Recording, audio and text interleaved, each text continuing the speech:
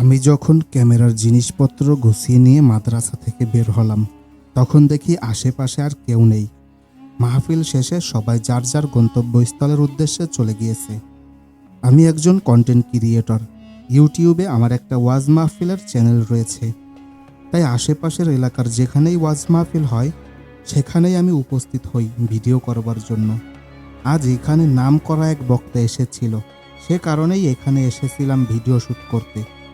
এই জায়গাটা আমাদের গ্রামের ঠিক উল্টো দিকে, পথঘাট তেমন নেই বললেই চলে।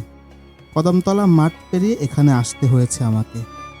নাম করা এক বক্তা এসেছিল বলেই আজ এই ওয়াজ মাহফিলে এসেছিলাম, নয়তো আসতাম না এই মাহফিলে। ওয়াজ মাহফিলের ময়দানে গ্রামের পরিচিত কয়েকজন লোককে দেখছিলাম, কিন্তু মাহফিল শেষে আমি বেরোতে বেরোতে হয়তোবা তারা চলে গিয়েছে। পায়ে হাঁটা পথে আমাকে একা যেতে হবে বাড়িতে। আগেই বলেছি রাস্তাঘাট ভালো না, তাই গাড়ি ঘোড়া চলে না এদিকে। না, আর দাঁড়িয়ে থাকলে হবে না, দ্রুত আমাকে সামনের দিকে এগোতে হবে। পথের মাঝে যদি গ্রামের দু একজনকে পেয়ে যাই, এই ভেবেই সেখানে আর দেরি না করে তাড়াতাড়ি সেখান থেকে সামনের দিকে এগোতে লাগলাম। এরপর অনেকটা পথ চলে আসলাম, কিন্তু কোনো জনমানুষের দেখা পেলাম না। গ্রামের বাড়িগুলো সব অন্ধকার, কোথাও এক বিন্দুও আলোর দেখা নেই। সবাই যার যার মতো ঘুমাচ্ছে, তা দেখেই বোঝা যাচ্ছে।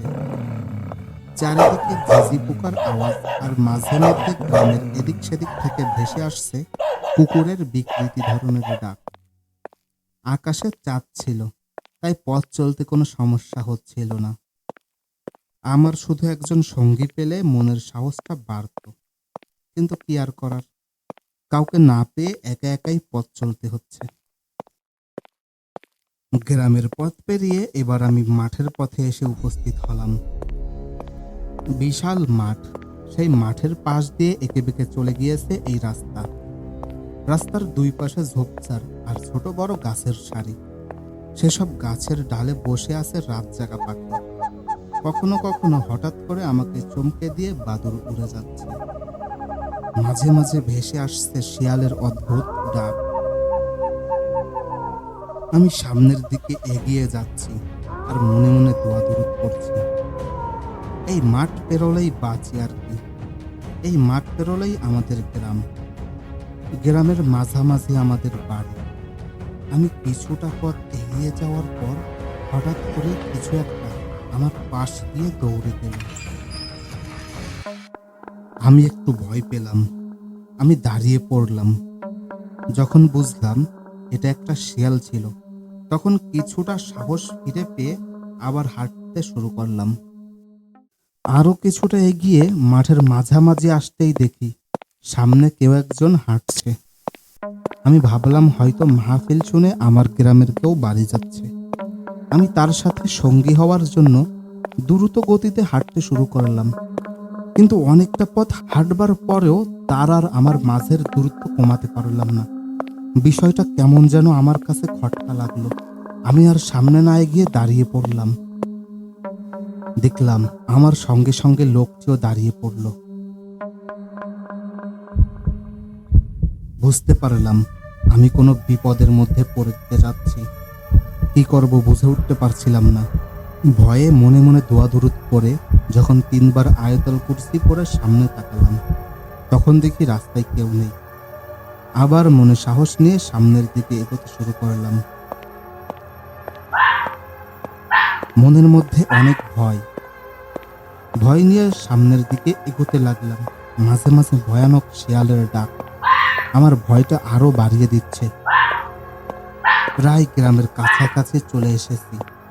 মাঠের এই সাইড থেকে গ্রামের প্রবেশ পথ। এই পথের প্রথমেই একটা কবরস্থান, সেটাও যেন আমার মনের আরেক ভয়। তবে সবাই বলে কবরস্থান ভয়ের কোনো জায়গা নয়, বরং কবরস্থান ভয় থেকে বাঁচবার উত্তম স্থান। সেই ভরসায় দ্রুত গতিতে মাঠের পথ থেকে বের হওয়ার জন্য হাঁটছিলাম। হঠাৎ করে আমাকে চমকে পিছন থেকে অদ্ভুত আওয়াজ ভেসে এলো। আমি খুব ভয় পেয়ে দাঁড়িয়ে গেলাম। পিছনে ফিরে তাকানোর সাহস হলো না। তখন অট্র হাসিতে হর হর করে কাঁপছে যেন চারিদিক। আমি আর এক মুহূর্ত দেরি করলাম না, আল্লাহর নাম নিয়ে দিলাম এক দৌড়।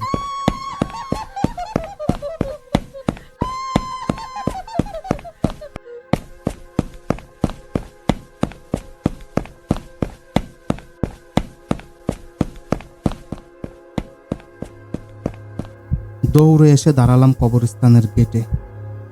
একেবারে হাঁপিয়ে উঠেছি, শরীরে যেন আর এক ফোঁটাও শক্তি নেই। শরীরটা থরথর করে কাঁপছে, কি করব ভেবে পাচ্ছিলাম না। এমন সময় হঠাৎ কানে ভেসে এলো কুরআন তেলাওয়াতের সুমধুর আওয়াজ।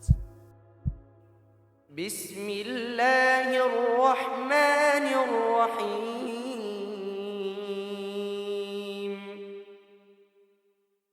والسماء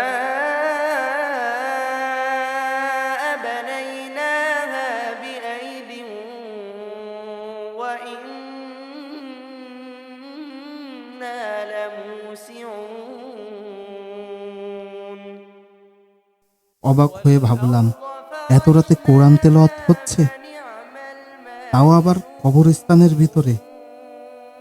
অনেক পুরনো একটা কবরস্থান, দিনের বেলাও কেউ এখানে আসে না, আর রাতের বেলায় কবরস্থানের ভিতরে কোরআন তেলাওয়াত করছে। আমি কি করব ভেবে পাচ্ছিলাম না। আমি কি এখান থেকে বাড়িতে চলে যাব? কিন্তু এখান থেকে বাড়ির পথে যাবার সাহস হচ্ছিল না। কিন্তু কতক্ষণ এভাবে দাঁড়িয়ে থাকবো? কবরস্থানের ভিতর থেকে যে কোরআন তেলাওয়াতের সুর ভেসে আসছে, ওই সুর ধরে আমি ভিতরে ঢুকে গেলাম। কবরস্থানের ভিতরে ঢুকে দেখি কবরস্থানের আলোর নিচে বসে আছে আমাদের গ্রামের মসজিদের বড় হুজুর। তিনিই কোরআন তেলাওয়াত করছেন।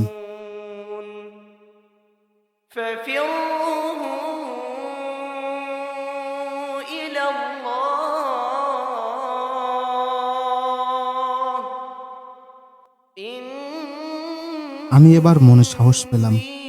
আমি ধীরে ধীরে এগিয়ে গেলাম হুজুরের দিকে। তারপর হুজুরের পাশে গিয়ে দাঁড়াতেই হুজুর মাথা তুলে আমার দিকে তাকিয়ে বলল,